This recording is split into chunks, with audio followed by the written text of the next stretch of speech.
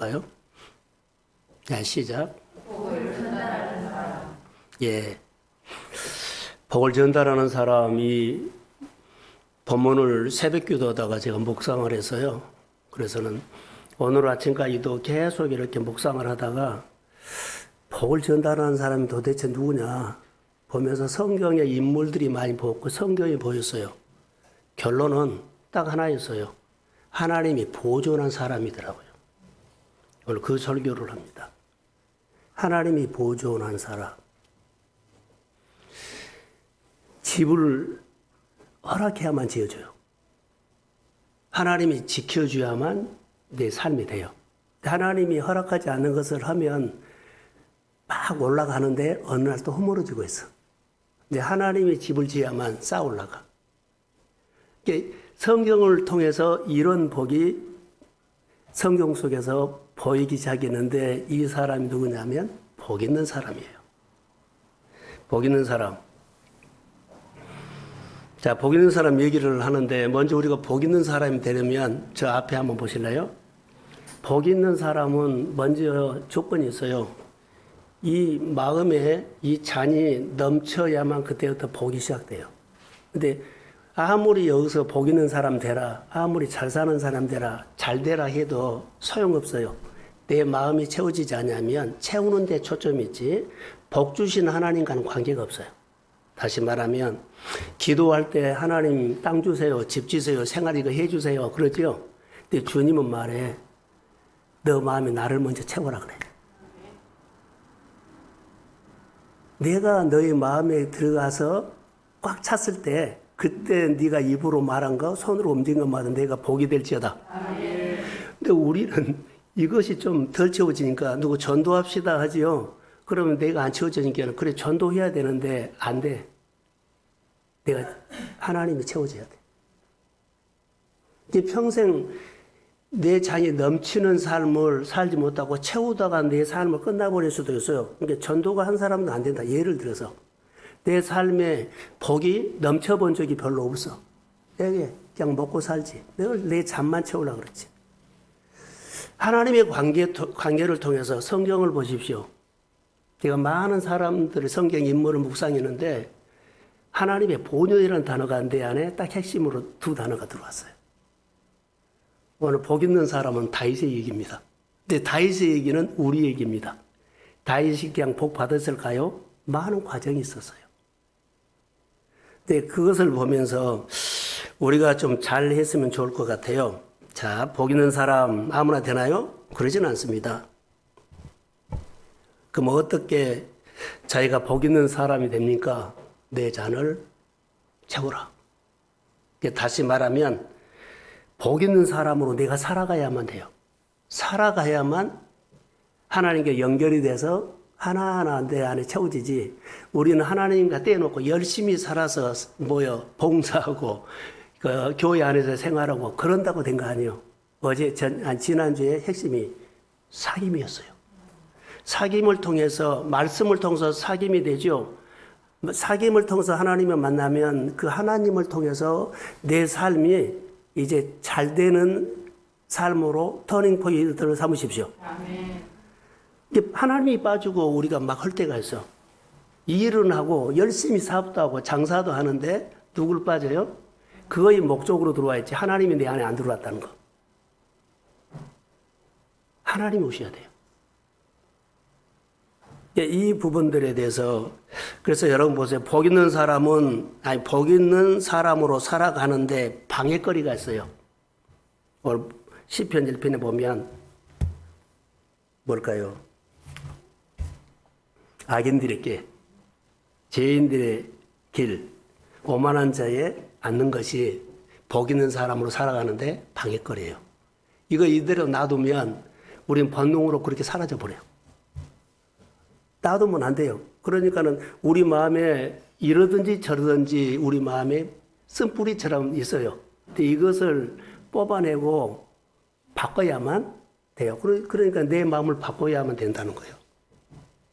내 마음을 바꾸면 땅을 유업으로 받을 것이다. 이제 온유한 사람 얘기를 하려거든요.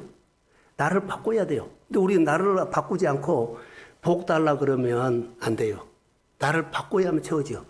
여기 그릇에 내가 가득 들어있으면 안 되죠. 나를 바꿔서 하나님 채워야 돼요. 그래야만 잔이 채워져야만 그때부터는 생각하는 것이 하나님 생각 한 번 더 하고, 교회 생각 더 하고, 그 주님이 생각하는 영혼 불쌍히 여기는 마음 한 번 더 가고, 또 복 받아서 누구에게 흘러보니까 하는 생각도 한 번 더 해요. 이런 삶이 우리가 나를 채우지 않고 여러 가지 일만 하는데, 그러니까 변화나 성장이 없을 수 있어요. 그래서 말씀을 듣고 은혜로 생활하지 않으면 어느 날 나도 모르게 우리가 새벽기도 했던 것처럼요. 전통이 싹이 나. 그러니까 한 몇 년이면 거의 나도 모르게 전통이 돼요. 그러니까 이런 것들을 알게 모르게 내가 인정해버리는 전통이 있어요. 근데 이것이 사실 복 있는 사람이 되는데 방해거리가 될 수 있다는 거죠. 악인에게 죄인에게 오만한 자리에 앉는 그런 방해거리가 될 수 있다. 그래서 복 있는 사람이 되려면 나를 바꿔야 돼요. 나를 바꾼다는 것은 하나님과 사귐인데 기도도 하고 뭐 참여도 하고 여러 가지 함께 하고 이제 그런 가운데 사귐이 되잖아요. 여러 번 만난 것이 사귐이죠. 서로 알아가는 거. 그래서 주의 말씀을 가지고 매일 주야로 묵상하는 것이 오늘 2절에 나와요. 그리고 3절에는 복을 받는다, 삶에. 이런 결론을 내리고 있어요. 자, 이스라엘 백성들의 포로 생활 가운데서도 그런 얘기가 많이 나오죠. 근데 복의 공식은 여러분 아주 간단합니다. 어떻게 말할까요? 하늘이 닫으면 시들어지고 하나님의 여시면 돼요. 이것만 되면 돼요. 하나님의 여시야 돼. 하나님이 허락하셔야 합니다. 그러니까 하나님이 허락하시려면 내 마음에서 하나님과 사귐이 많이 있어야만 돼요. 여러분 모르는 사람에 가서 이거 뭐 해줘 그러면 안 해주잖아요. 하나님도 똑같아요. 인격적인 분이에요. 모르는 사람에게 가서 뭐 해달라고 안 해주지요. 하나님과 사귀지 않냐면 잘 몰라. 나는 아는데 그분이 나를 몰라. 그러니까 나도 알지만 그분도 나를 알으려면 사귀어야 돼요. 그러니까 이런 부분들이 하나님은 그냥 내가 언제든지 도쿄에 가면 주세 가면 땅 쳐서 준 것이 아니라 인격적인 분이라니까. 그러니까 이런 부분들을 예수를 믿으면서 교회 와서 신앙생활하면서 이것을 오해하지 말라고요. 근데 우리는 내가 이렇게 정리를 해가지고 답을 갖고 있어요. 나에게는 어떤 것도 답이 없다. 하나님이 답을 갖고 계십니다. 그러니까 이런 부분들에 대해서 우리가 해야 돼요. 사방이 막혀도 하나님이 여시면 됩니다. 이게 내 생활 속에 이것도 막혔다, 저것도 막혔다, 오늘 이렇게 생각을 하시고 여러분 사람 관계도 재정 관계도 뭐 여러 가지 관계도 막힐 수 있어요. 사람이 사랑하는데 막힐 수 있거든요. 그러나 푸신 분이 계십니다. 하나님이 푸십니다. 하나님의 관계를 우리가 좀 잘 했으면 좋을 것 같다. 그래서 이스라엘 백성들이 포로 생활 가운데 한 가지 얘기를 하려고 그래요. 신명기 8장 4절 한번 띄워주세요. 자, 신명기 없어요? 제가 읽어드리겠습니다. 누가 한 분이 찾아서 읽어주세요. 신명기 8장 4절.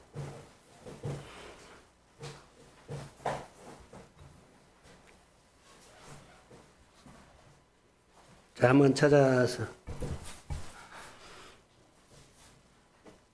이 40년 동안에 내 의복이 헤어지지 아니하였고 내 발이 부서지지 아니하였느니라. 아멘. 40년 동안 이스라엘 백성들이 광야 생활을 말하거든요. 광야 생활의 40년 동안에 여러분 보세요. 의복이 헤어지지 아니하고 내 신발이 부르짖지 아니했다. 이게 가능해요? 자, 다시 저를 보세요. 구름 기둥으로 인도하고 만나를 먹이고 생수를 반사리에다 쳐주고, 근데 그게 생수가 발이 되면 200만이 먹으면 조금 나온 거 아니라 시내가 흘러야 돼요. 그러니까 이런 것들은요, 이스라엘 백성들이 광야 생활하는데 하나님이 보존하는 기간이에요. 그들이 노력한 거 아니에요. 하나님의 보존이라는 것은 고생은 하지만 하나님이 함께 합니다. 그러니까 내가 생활할 때 광야다 하는데 내가 하나님 안으로 들어가서 하나님과 함께하면 하나님이 내 인생을 보존합니다. 그러니까 이것을 믿고 말씀을 듣고 담대히 일해라는 거예요. 하나님이 말씀을 주시면 할까 말까 내 생각 돌리지 말고 선포된 말씀이면 하나님이 지금 내 인생을 보존하고 있기 때문에 믿음으로 반응하십시오. 주저하지 말라는 거. 이스라엘 백성들이 하나님이 보존하는 기간에는요, 그들이 뭐 노력해서 한 것은 하나도 없어요. 그들이 40년 동안 생활하는데 하나님이 보존하는 기간이에요.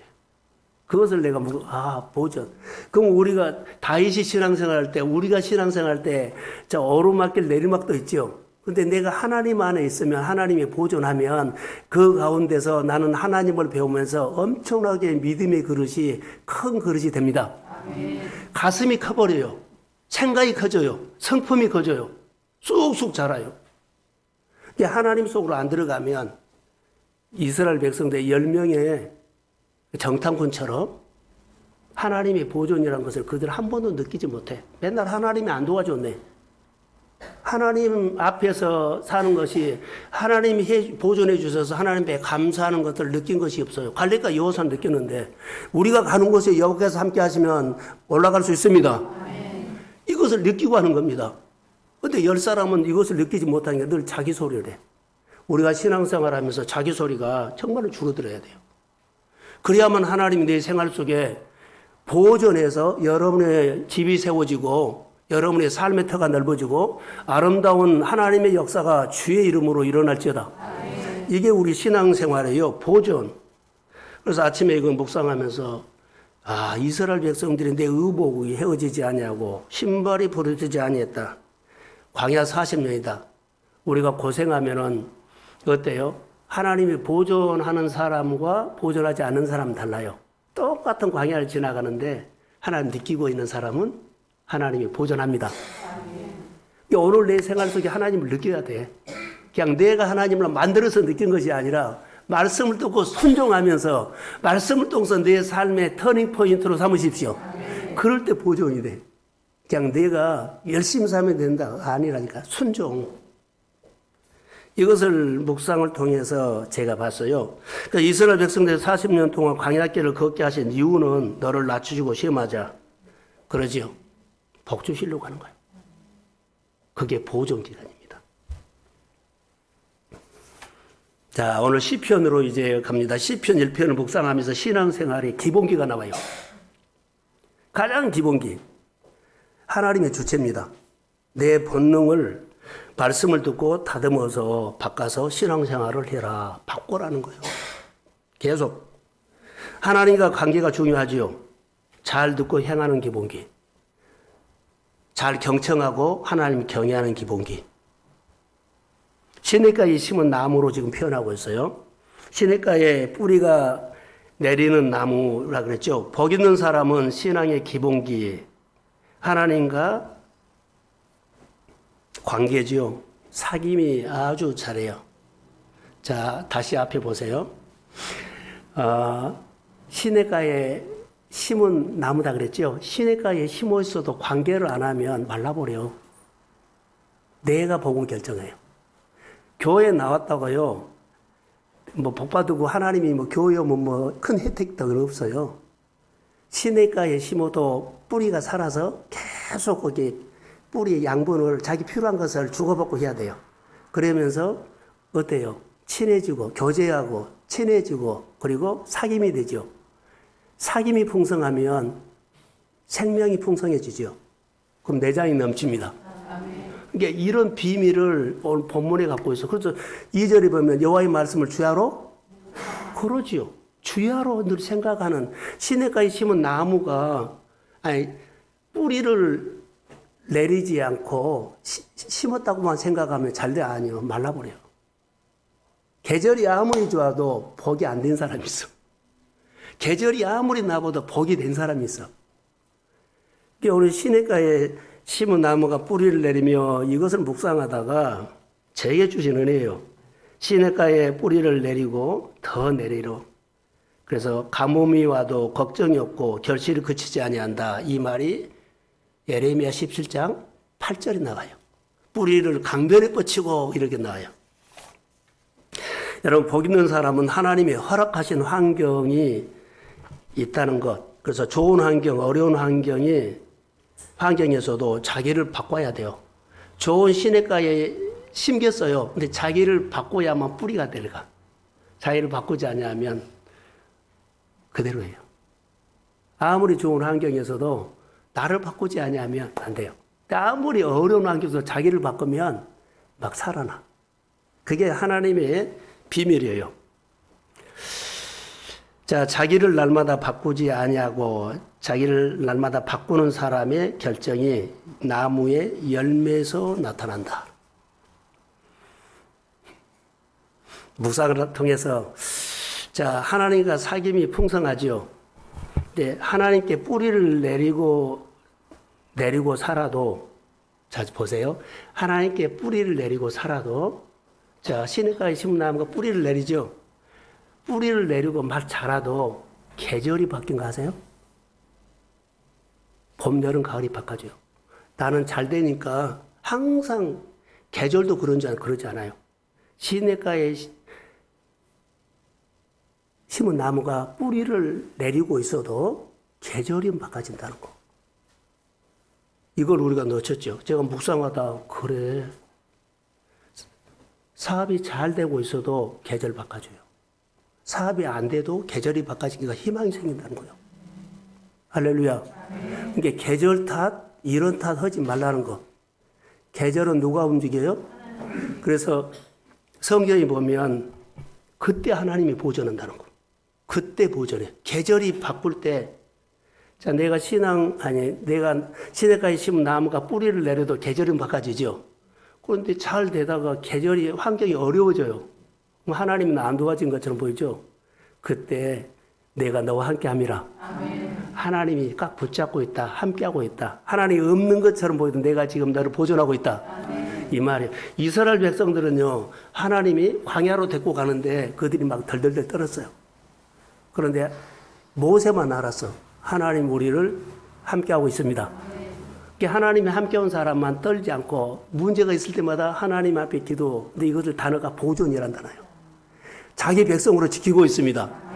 내가 힘들고 어려운 있어도 그래 나는 힘들지만 하나님이 나를 지금 붙잡고 있습니다. 이런 삶이 내 안에 담력이 돼요.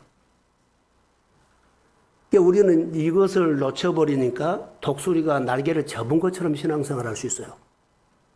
자, 하나님께서 나와 함께 하심을 여러분 깨달아 알고 일어나셔서 다시 독수리 날개를 편 것처럼 믿음의 날개를 펴시기를 주의 이름으로 축복합니다. 이게 우리가 중요한 거예요. 나 시냇가에 심었어 이것이 아니요.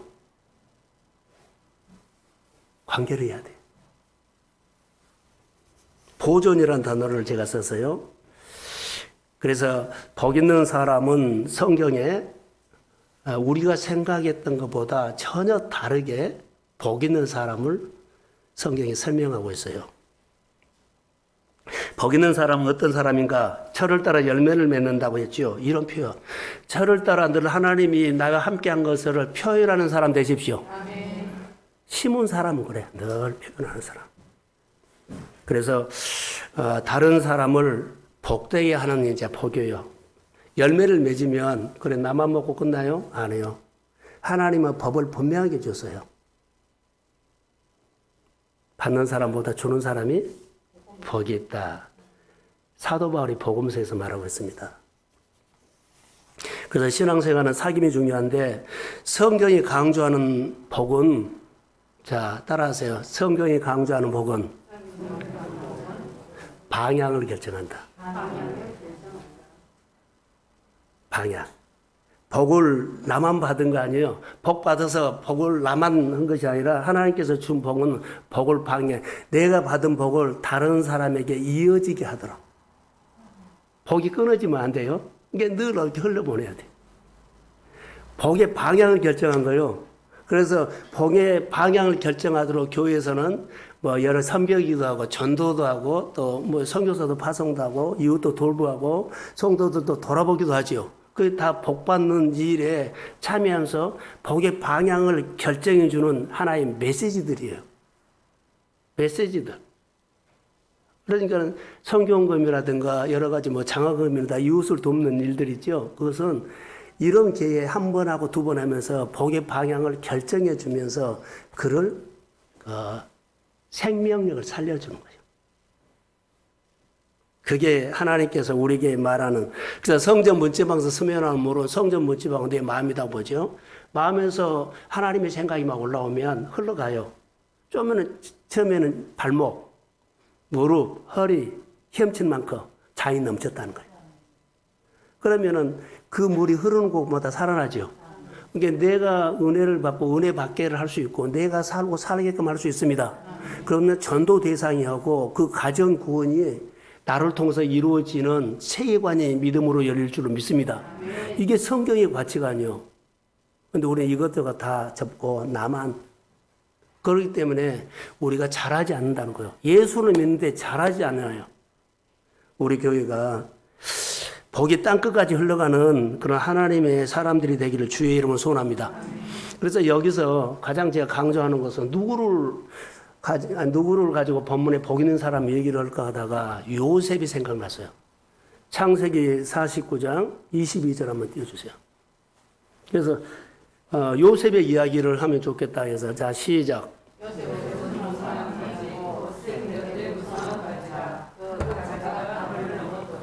예, 요셉 지금 이야기를 하는데요. 야곱이 12아들을 축복합니다. 그런데 쭉 12아들을 이제 늙어서 자녀들에게 마지막 축복 기도를 하는데 요셉에 대한 축복이 나와요. 자, 요셉은 무성한 가지, 곧 셈 곁에 무성한 가지라, 이렇게, 그 가지가 담을 넘었도다. 요셉을 통해서 어느 본문과 연결해서 복은 이런 사람이, 하나님의 복은 이렇게 나타난다는 거. 셈 곁에 나무가 심겨서 그 가지가 무성하게 자란데 담장을 넘었다는 얘기예요. 담장 안에 있는 것도 있지만 담장 밖으로도 나간다. 이제 이런 얘기거든요. 그래서 오늘 제목이 뭐라고요? 복을 자세한 축복의 통로라는 말이에요. 받아서 복이 이어지게 해라. 이런 얘기거든요. 여러분, 복을 받으려면 반드시 조건이 있습니다. 복을 받으려면 시냇가에 심은 나무가 되어야 하고 시냇가에 뿌리를 또 내려야 합니다. 복받는 비결은 실천입니다. 행함. 뿌리가 샘에 닿지 아니하면 나무가 마르지요. 뿌리가 샘에 닿아 있으면 나무가 마르는 법은 없습니다. 아무리 불황이어도 가물은 해도 결실이 그치지 아니한다. 다시 말하면 계절이 좋기 때문에 열매가 많이 맺고 계절이 나쁘기 때문에 열매가 없는 것이 아니라 열매는 하나님이 허락합니다. 여러분, 코로나 시대가 안 된다 그러죠. 우리 성도들의 가정들이 다 열매가 이제 막 더 많이 더 풍성하게 포도송이처럼 꽉꽉 채워서 맺을지어다. 이런 소망을 가지고 일을 한 거예요. 그래서 창세기 49장 22절에 셈 곁에 무성한 가지, 시냇가에 심은 나무같이 시냇가에 뿌리를 계속 내려야만 살아있어서 sak임이 되고 그러죠. 다시 말하면 계속 내린다는 말은 나무의 입장에서는 하나님이라고 하죠. 하나님을 의존한다 이런 거예요. 그리고 하나님과 sak임이 있다 이 말이에요. 하나님과 sak임이 있는 삶을 장점으로 삼으십시오. 아멘. sak임을 장점으로, 그 사람은 정말 sak인데 장점이 있어요. 그래야만 처음에는 어렵지만 나중에 그 사람 잘 돼요. 자, 요셉의 삶은 나무가 자라는데 좋은 계절이 아닙니다. 자, 요셉의 삶이 좋은 계절이었어요? 절대 좋은 계절이 아니에요. 그런데 시냇가에 심은 나무처럼 하나님께 뿌리를 내리면서 그와 과정을 지나갔다는 거. 절대 좋은 계절이 아니에요. 노예로 팔려가는데 뭐가 좋은 계절이에요? 또 살만한데 노예 생활도 또 하는데 또 감옥에 들어갔는데 뭐가 살만해요. 그런 것을 보면 좋은 계절은 아니에요. 그런데 여기서 보면 요셉이 이제 총리가 되죠. 7년 흉년이 들었을 때 요셉이 다른 사람들을 어때요? 잘 되게 하는 사람이었어요. 형들이 자기 어려움 줬죠. 형들의 모든 관계를 회복해가지고 유목민인데 정착 생활을 고센 땅에서 하게 했어요. 그리고 바로 왕이 번민해 있을 때 어때요? 바로 왕이 번민했을 때 그 번민을 풀어주지요. 다 보세요. 하나님이 보존한 사람은 어느 곳에 가든지 간에 하나님이 그를 길을 내십니다. 아멘. 그럼요. 아, 막혔어. 어떻게 하지? 걱정하지 마세요. 하나님 안에 뿌리만 내리십시오. 아멘. 하나님이 지내기 풀 수 있는 아이디어를 주고 창의력을 주고 환경을 열어주고 하나님께서 힘을 주십니다. 그래서 힘들지만은 오늘 내가 교회에 한번 나온다는 싸움을 가지고 해. 그 나오면 그걸 하나님 주목해서 본 거예요. 주목. 환경과 싸우는 것. 그래서 무성한 단어는 이렇게 히브리어가 열매를 맺다, 번창하다, 결실이 풍성하다, 창대하다. 이런 뜻이요. 그러니까 셈 곁에 무성한 가지 요셉이죠. 자, 요셉. 가뭄이 심하다 할지라도 셈 곁에 심겼기 때문에 그는 생활이 쭉쭉 뻗어나갔어. 어려운 계절이 많았죠. 그러나 어려운 계절 속에서 하나님 보존하니까 늘 하나님이 키우고 하나님이 배우고 하나님이 인도하고 하나님이 그를 복되게 하셨습니다. 아멘. 성경을 보세요. 그래서 자연의 재해를 당하지 않는 복된 가지, 가뭄이 와도 결실이 그치지 않다. 계속 많이 난다. 자연 재해도 그는 영향이 없어요. 하나님이 다 해결해요. 어려운 상황에서도 개치 않는다는 것. 항상 번창하고 항상 요셉의 인생을 하나님이 보존해 주는 그 메시지가 그 가지가 담을 넘었도다. 할렐루야. 아멘. 이것을 묵상하게 돼서요. 그러면 요셉은 신분도 어때요? 신분의 한계도 넘고 또 유대 나라에서 예굽으로 갔죠. 지역의 한계도 넘고 재정의 한계도 넘고 그리고 여러 가지 계급의 한계도 넘고 하나님이 보존하니까 다 뛰어넘습니다. 자녀들을 믿음으로 축복하십시오. 내 사업장을 믿음으로 축복하십시오. 신분, 계급 모든 거 다 뛰어넘어 버려요. 예, 하나님 안에 들어가니까 다 뛰어넘어. 성경을 보세요. 요셉의 삶을 보니까 시내까지 심은 사람의 인생이 그래요. 그래서 어떻게 길을 열어줘주가 우리가 걱정하지 말고 내가 잘 믿고 가정과 자녀의 삶이 하나님이 보존하는 가정이 되기를 주의 이름으로 축복합니다. 사업장 걱정하지 마세요. 하나님과의 관계가 중요하다는 거. 자, 저는 이것을 요셉을 묵상하다가 바로의 꿈을 해석해 줬거든요. 이거 그런 기회도 온 것도 하나님이 연결해 줬어요. 감옥 속에 있는데 언제 나갈까 모르잖아요. 근데 그 찰나에 바로가 꿈을 꿔고 해석을 못한 거예요. 번민한 거예요. 풀 사람이 없는 거예요. 그래서 술 맡던 간원이 얘기를 하죠. 나 감옥에 있을 때 이런 사람이 있었다. 히브리 종이 있었다. 그럼 데리고 오라 그러죠. 자, 원래 태어났을 때부터 요셉이 꿈을 해몽하는 사람이었을까요? 아니에요. 전혀 아니에요. 꿈을 해석할 수 있는 사람은 하나님뿐입니다. 그래서 바로에게 가서도 나는 모르지만 하나님이 바로의 고민을 풀 수 있다고 나는 믿습니다.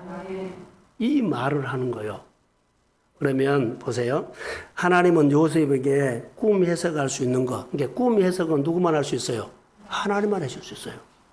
그래서 바로에게 가서 하나님께서 바로의 마음을 풀어주실 거라고 믿습니다. 하나님 얘기를 해요. 그래서 이제 여기서 제가 하는 것은 요셉이 노예로 팔려가고 감옥에 들어가고 그 생활하면서 얼마나 하나님께 기도를 했겠나. 하나님을 의지했겠나. 그 친밀했기 때문에 감옥 속에서도 노예 생활 가운데서도 그의 삶은 하나님과 사귐이었습니다. 그러니까 하나님이 가르쳐 준 거예요. 하나님이 그를 위상을 높여준 거예요. 하나님이 그의 삶을 풀어준 겁니다. 이것을 보세요. 복 있는 사람이 오늘 얘기는 결론은 이런 얘기가 정리가 됐어요. 시냇가에 심은 나무. 심었다고 자랑하지 마세요. 교회에 다닌다고 자랑하지 말고 내가 하나님이 이뤄보는 어떤 일을 시작했다고 자랑하지 말고 지금 거기서 하나님과 관계를 하고 있느냐가 더 중요합니다. 사귐이 중요해요. 예수 믿으면서 사귐이 중요하다고. 사귐을 통해서 하나님의 말씀을 가지고 인생의 날마다 대나무 한 마디마디가 성장하는 것처럼 인생 포인트를 주의 이름으로 삼으십시오. 그게 오늘 내가 바꿔주는 겁니다. 그래서 하나님은 요셉에게 얼마나 가까이 있어서 그 꿈 해석을 가르쳐 줬죠.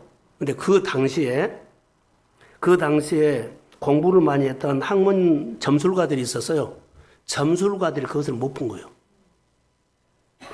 점술가들이 거의 접근도 못해요. 최고라고 한 사람이 못해요. 근데 요셉이 풀어버려요. 그러니까는 스펙으로 승부하려고 하지 말고 하나님으로 승부하십시오. 아멘. 하나님 땅 주세요, 집 주세요 이걸로 승부하지 말고 하나님을 만나십시오. 아멘. 하나님이 내 마음에 오세요. 그 말씀을 가지고 와야 돼요. 말씀 앞에 내가 듣고 내가 반응해야 돼요. 내 이야기가 이제 점점 줄어들도록. 복 있는 사람은 환경적인 한계, 신분의 한계, 모든 환경, 그러죠. 근데 재밌는 것을 하나 적용할까요? 하나님, 내가 이 일을 할 때, 자, 요셉을 통해서 적용할게요. 요셉이 지금 감옥에 있죠. 감옥에 있는데 하나님께서 예굽 나라의 계절을 움직이고 있어요. 하나님이 예굽 나라의 계절을 움직이고 있을 때 요셉이 그 꿈을 해석하죠. 이게 바로 왕의 계절이 바꿔졌을 때 요셉을 포함시켜서 그의 계절을 바꿔줍니다. 그래서 뭘로 됐어요? 총리가 된 거예요. 하나님 내 생활에 문제가 있어요. 근데 하나님이 교회 계절을 바꿀 때 내 가정의 문제도 교회 계절을 바꿀 때 내 문제도 그때 포함시켜서 바꿔주십시오. 이게 믿음이에요. 요셉은 자기 문제 있지요. 예굽 나라의 계절을 바꿀 때 그의 인생을 바꿔줘 버려요. 포함시켜서. 예, 개입을 시켰기 때문에. 그러니까 교회 일이라든가 하나님의 일들을 참여하는 것들이 중요해요. 하나님이 일하실 때 나를 포함시켜서 축복합니다. 아멘. 나를 포함시켜서 치료합니다. 아멘. 나를 포함시켜서 하나님 영광 받습니다. 아멘. 그래서 포함시키는 것이 중요하다는 거예요. 참여. 자, 성경에 보면 복 있는 사람은 그래서 시편에 말하죠. 그런데 예수님은 마태복음에 팔복이 말해요. 팔복. 이제 복음서로 옵니다. 신약에 팔복음 말하면 심령이 가난한 자는 복이 있나니 제가 뭐 하나님의 것이 천국이 볼 것이요 그러죠. 근데 제가 말하고 있는 것은 오늘 땅 얘기를 하려고 그래요. 온유한 자는 복이 있나니 하나님이 땅을 기업으로 줄 것이요 이렇게 나와요. 자, 복의 방향은 나를 통해서 너에게까지 가는 거, 이르게 하는 것이라 그랬죠. 이거의 방향이에요. 하나님이 복 주신 진짜 목적은 이거예요. 내 마음에서 일어나는 복이 다른 사람에게 가서 그 사람이 잘 되게 하는 거. 살리십시오. 일어나게 하십시오. 가정에 많이 있잖아요. 자녀 있잖아요. 형제 있잖아요. 내가 은혜 받고 가서 손잡아 주십시오. 이렇게 세우십시오. 그러면서 일어나면 내 안에 뭐가 임했다? 복이 임했다. 내 잔이 차고 넘쳐야만 그 일이 되지. 내 잔부터 채우세요. 하나님 앞에. 여러분, 한번 집이 없는 사람, 집을 잃어버린 사람 다시 집 못 사나요? 그러지 않아요. 집을 잃어도 하나님이 한 채 가져가고 100채도 줄 수 있습니다. 할렐루야. 그러니까 이 집 잃어버렸다고 슬퍼하고 힘들다고 징징거리지 말고 하나님이 주실 때 말씀을 통해서 터닝포인트 삼아서 더 많이 주심을 믿습니다. 자, 한번 어려우면 계속 어렵다 그러지 않아요. 계절이 바꿔지면 좋은 계절 옵니다. 좋은 계절 올 때 나에게는 더 많은 것을 덤으로 주십시오. 하나님에 대한 세계관과 하나님에 대한 믿음이 있어야 돼요. 이게 우리는 한번 이렇게 찡글거리면 계속 그의 인생이 찡글거리는 모습을 보고 이것은 아니다는 거. 하나님을 만나면 추운 계절을 빨리 어때요? 따뜻한 계절로 바꾸십시오. 하나님 의존하고 하나님이 내게 주신 은혜를 따라서 표현해야 된다는 거. 성경을 보면 그런 말씀이 많아요. 진짜 하나님의 복을 주신 진짜 목적은요, 내가 받아서 다른 사람에까지 이르게 하는 거라는 거. 자, 하늘의 뜻이 땅에서 이루어지다. 이거 중요해요. 요즘 제가 늘 설교할 때 말한 거죠. 여호와나파. 이름만 여호와나파만 생각하지 말아라. 여호와나파 대신 하나님이 교회에 계십니다. 아멘. 땅도 회복하고 육신적으로나 몸이나 마음적으로나 삶의 모든 것들도 회복이 있을지어다. 아멘. 그 하나님, 그래서 말하는 복 있는 사람이 아니라 열매를 맺어서 하나님의 모습을 표현하는 것, 하나님을 닮아가는 사람, 이것이 복을 전달하는 사람 중에 한 사람이에요. 그래서 예레미야 17장에도 계속 나왔지만 시냇가에 심은 나무라는 뜻은 강변에 뿌리를 뻗쳤다는 것은 어때요? 시냇가나 강변이에요. 주야로 묵상이라는 것.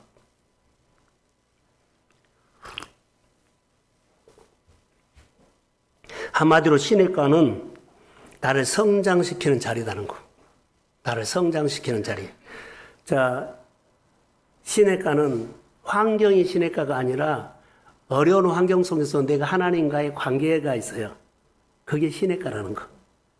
더 성장하기 위해서 하나님과 사귐이 가장 많이 할 수밖에 없는 자리. 여러분 보세요. 군인으로 말하면 전쟁 나가기 전에 자기 훈련하는 곳. 운동선수로 말한다면 시합 나가기 전에 훈련하는 것. 그게 시냇가라는 거예요. 그게 영적으로 하나님과 사귐.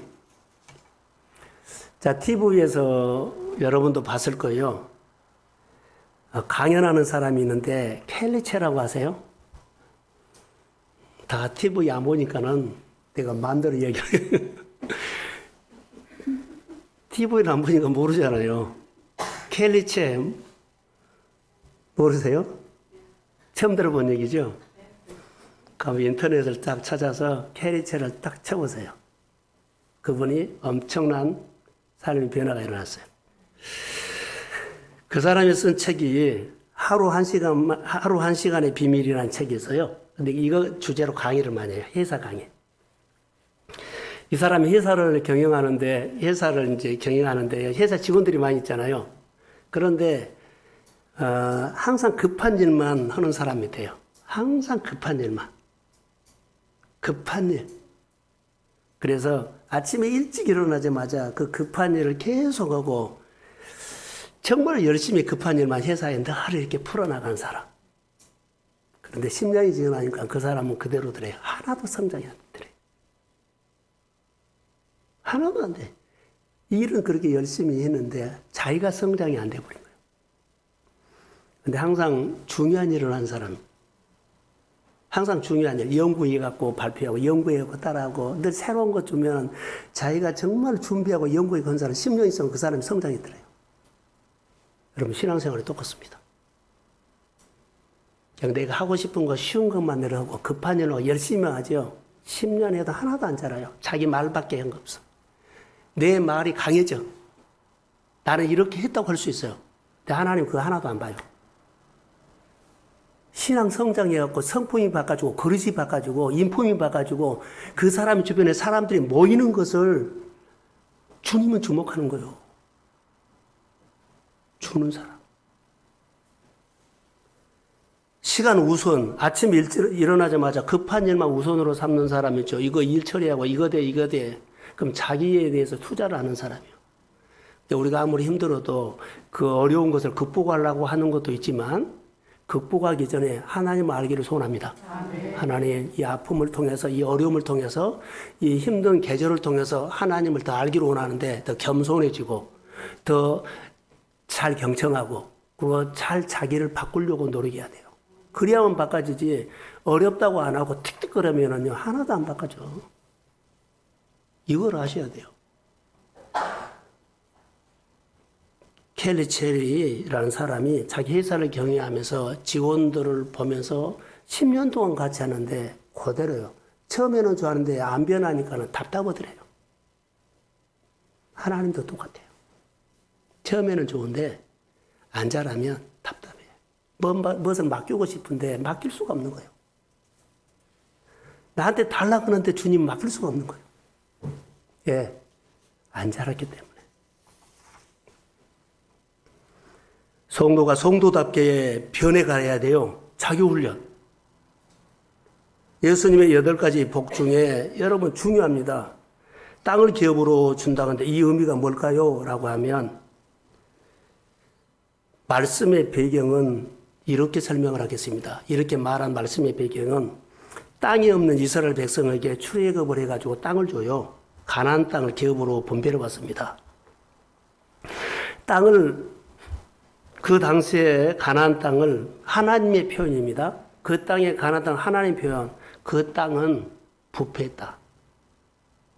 바알로 우상으로 하나님이 모르는 땅이게 부패해버린 거예요.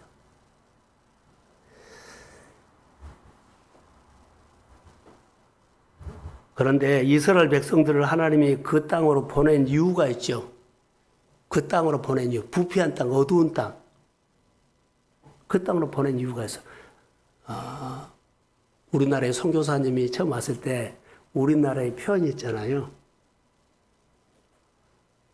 빛이 희망이 없는 나라처럼 보입니다. 선교사님들이 와서 우리나라 본 땅은 기록이 나와요. 희망이 보이지 않는 땅입니다. 하나님이 이스라엘 백성들을 가나안 땅을 보낼 때 그 땅은 희망이 보이지 않는 부패한 땅입니다. 내에 보낼까요? 그 땅 바꿔라고. 선교사님들이 우리나라에 보내서 우리나라 바꿔라고 보낸 것입니다. 그러니까 내가 은혜 받고 내가 주변 사람들이 선교사처럼 역할을 하려면 그 땅 바꿔라고 날 보낸 거지 싸움하라고 한 거 아니에요. 그래서 그 땅으로 들어가게 한 이유는 그 땅을 기업으로 준 것은 그 땅에 바꿔라. 예를 들어서 이렇게 말할까요? 요즘 말로 땅을 많이 받아주니까 땅 부자 되라고 그 땅에 보낸 거 아니에요. 내가 말뚝만 봐고 키만 꽂으면 내 땅이다 그럴 때가 아니에요. 내가 걸어다니면서 하긴 내 땅이 이게 아니다는 거예요. 보낸 목적이 있어요. 축복 주신 목적이 있어요. 나에게 하나님 보낸 이유가 있다고요. 말씀으로 우리가 훈련을 한 이유가 있다고요. 뭐라고요? 그 땅을 바꿔라. 그래서 한번 띄워주실래요? 예레미야 17장 5절 6절 그 7절까지 같이 한번 읽겠습니다. 자, 시작. 여호와께서 이와 같이 말씀하십니다. 너 사람을 믿으며 육신으로 그의 힘을 삼고 마음이 여호와께서 떠난 사람은 저주를 받을 것이다. 또요. 그는 사람을 편함을 받아서 좋은 일이 오는 것을 보지 못하고 광야한 인자로 노무하나 사람이 살지 않는 땅에 살리라. 꼭 이렇게 가난 땅이 꼭 이랬어요. 그런데 이제 이렇게 바꿔라는 거예요. 시작. 그러나 모든 여호와를 의지하며 여호와를 의뢰하는 그 사람은 복을 받을 것이라. 그는 그의 신을 담다가 그 길을 관련할 것이고 너희가 올지라도 들어가지 않으며 그 일이 청정하며 강함에도 적정에도 별것이 그치지 아니함 같으리라. 아멘. 자, 그런 땅인데 이렇게 바꿔라는 거예요. 내가 예수를 믿지만 우리 가정이 우리 생활들이 예수를 믿지만 내 사마리아 땅끝이 내 가족이 있어. 그 땅을 바꿔라는 거. 우리가 은혜 받고요. 목장 주일 예배를 4주를 드리면서 우리가 이거 정말로 많이 바꿔줘야 돼요. 나부터 바꿔야 돼요. 자, 그 땅을 누가 받습니까? 우리가 받습니다. 이스라엘 백성이 받습니다. 그 땅을 바꿀 수 있는 온유한 사람이 받는다는 거. 그래서 오늘 온유한 사람 얘기를 하려고 하거든요. 자, 가나안 땅에 이스라엘 백성들이 그 땅을 받았는데 결국 쫓겨났어요. 다시 말하면 그 땅을 복으로 받아들이지 못해서, 온유하지 못했기 때문에. 내가 성장하지 않고 내가 나를 다듬어서 내가 온유한 사람으로 바꿔지지 않고 시냇가에 심은 인생으로 바꿔지지 않으면 복이 와도 복을 못 받는다는 것은요, 그 자리에서 나는 제시킨다는 거. 얼마나 억울해요. 하나님의 이름만 가지고 살면 안 된다는 거. 말로만 하나님을 부르지 말고 실제로 그 하나님을 믿으십시오. 자, 이런 사람들이 많아요. 하나님을 불러요. 예배도 드리고 다 하나님 믿어요. 하나님 아멘 해요. 근데 생활 속에서는 또 은가금으로 승부를 해요. 우리 모습일 수 있어요. 말씀을 아멘하고 이렇게 살아야 한다고 또 생활 속에 가서는 지금까지 살아왔던 은가금으로 또 그렇게 살아요. 이것이 오늘 우리의 모습 중에 하나예요. 여러분, 모세가 하나님이 불러서 나중에 하나님이 모세를 이렇게 높여요. 온유한 사람이다. 그 사람의 성격이 원래부터 좋아요? 아니요. 한가닥한 사람이요. 거친 사람이요. 불같은 사람이요. 근데 이 사람이 뭐 했다? 다듬어졌다는 거예요. 온유라는 것은 야생마가 길들여졌다는 얘기예요. 우리 한 사람 한 사람마다 하나님 앞에 온유한 사람이 안 될 사람이 하나도 없어요. 다 온유한 사람이 될 수 있습니다. 다듬어져라는 거. 나를 바꾸는 훈련을 하셔야 돼요. 하나님 집 달라고 뭐 달라고 뭐 해달라고 이것보다 더 중요한 것은 나를 바꾸는 것이 먼저입니다. 은혜 받는 것이 먼저예요.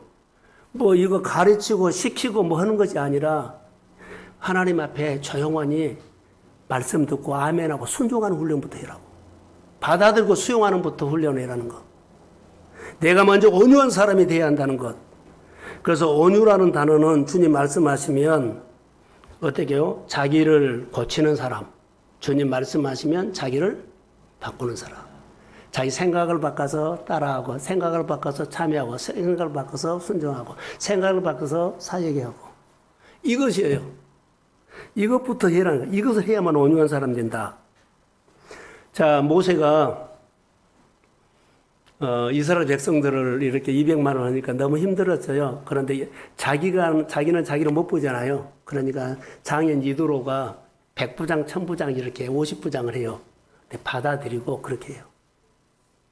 이렇게 모세가 이두로와의 사귐을 통해서라도 말하면은 수용하고, 받아들이고 수용하면서 자기를 바꾸면서 그 제도를 한 거예요. 우리가 일상생활에서 이거 잘해야 돼요. 이건 내가 했던 것이고, 내가 목사님 아니요, 누구 아니요, 이렇게 하지 말고, 받아들인다면 하나님 앞에 받아들인 거고, 하나님이 거기서부터 그를 이끌고 가십니다. 그런데 내가 아니다고 해버리면, 안 받아들이면, 자기가 이렇게 10년 가버리면, 나만 변화되지 않는 한 사람으로 남는다. 나만 탈락자 된다는 거. 받아들이고, 거기서 하나님이 나에게 받아들이라고 하나, 받아들이고 거기서 하나님을 바라는 거. 나는 아닌데, 아멘 합니다. 따라하면서 하나님이 이것을 따라하게 했는지, 그 안에서, 그 자리에서 하나님을 배우십시오. 그러면서 내가 껍질이 깨지고 허물이 벗겨져요. 그래서 우리가 임직을 받는 사람들은 먼저요, 자기를 바꿀 줄 아는 사람이 온유한 사람 된 거예요. 온유해야만 교회 일해. 온유한 사람이 돼야만 하나님이 그 사람을 쓸 수 있어요. 자, 온유한 사람 되십시오. 거친 야생마라 그랬죠? 코를 떨어가지고, 절연해가지고, 길들이는 말이 온유해요. 우리 다 훈련돼야 돼요. 온유한 사람. 다듬어져 다듬어지지 않는 성격 가지고는 온유한 사람으로 복을 받은 것을 못해요. 복을 보고 그것은 다른 사람에게 가버려요. 그래서 온유한 사람은 어떤 사람인가? 한마디로 말한다면 자기를 바꿀 줄 아는 사람. 자, 지난주에 설교를 문화 얘기를 그렇게 했는데요. 자, 왕위를 받으러 간 사람이 10사람에게 10문화를 이렇게 줬지. 한 문화씩 줬는데 5문화를 남기자고 10문화 받은 사람 못해요. 자기를 바꾼 사람이요. 근데 나중에 한 문화는요, 자기를 안 바꿔요. 자기 생각으로 이렇게 놔둔 것이 주인에게 유익이다고 자기 생각을 한 거예요. 그대로예요. 있는 사람은 더 받지만 그렇게 한 문화 있는 사람은 그것까지 빼앗기는 거예요. 자기를 바꾸는 것이 참 중요하다. 이렇게 생각이 들어요. 그래서 자기를 바꾸는 자, 예수 닮은 사람으로 성장을 해야 된다. 그래서 여러분의 생각들이 나를 늘 바꾸면서 하나님의 이야기가 생활에 주렁주렁 열매 맺기를 주의 이름으로 소원합니다. 너무나 상식적인 이야기입니다. 시냇가에 뿌리를 내리지 않는 나무는 어떻게 열매를 맺습니까? 여러분, 시냇가에 심은 나무가 뿌리를 내리지 않으면 어떻게 열매 맺을 수 없어요. 너희가 나를 떠나서 아무것도 할 수 없다. 열매 맺을 수 없어요. 그런데 우리는 열매 맺을 수 없다는 것을 알고도 그렇게 살고 있다는 거, 안 바꾼다는 거. 하나님이 함께하지 않는 것을 알면서도 그것을 또 한다는 거. 예, 나를 바꾸기가 그렇게 힘들다는 거예요.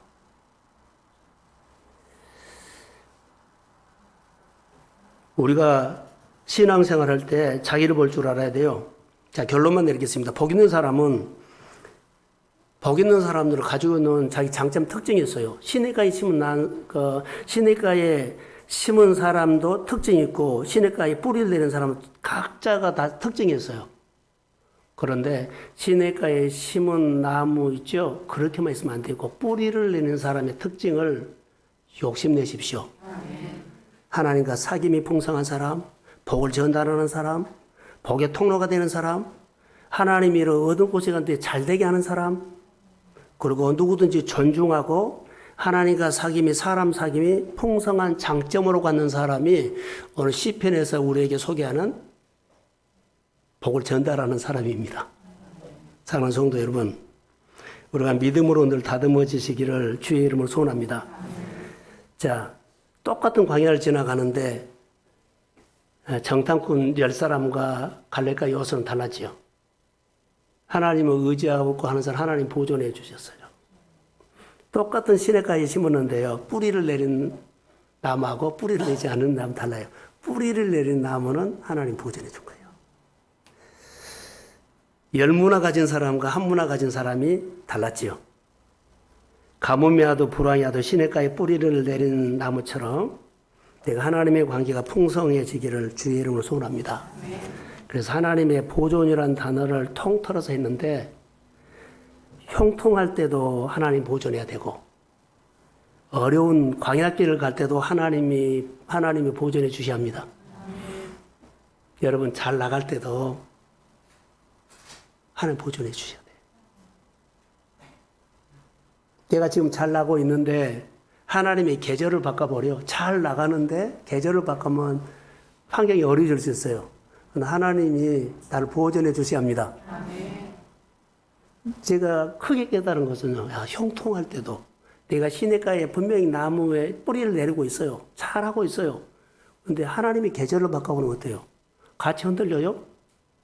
아니요. 하나님을 의지하고 의뢰하십시오. 그럼 보존해 준다고. 그러니까 우리 성도들의 생활을 하다 보면 인생에서 계절이 여러 번 바꿔질 거예요. 하나님을 의존하십시오. 하나님이 보존해 주는 사람 되십시오. 그리고 내가 이렇게 살고 우리 교회라든가 여러분의 가정이 범사가 하나님이 내가 잘 돼도 하나님이 계절을 바꿔도 하나님이 나를 보존해 주는 그런 믿음의 복 있는 사람, 그리고 복을 전달하는 사람이 하나님을 의존하는 사람이고 계절이 바꿔도 하나님이 쓰시는 사람이 된 줄로 믿습니다. 여러분 잘 되십시오. 남전도 목장 예배가 여러분 우리 교회 모두에게 복이 있기를 주의 이름으로 소원합니다. 예, 축복합니다. 예, 일어서십시오.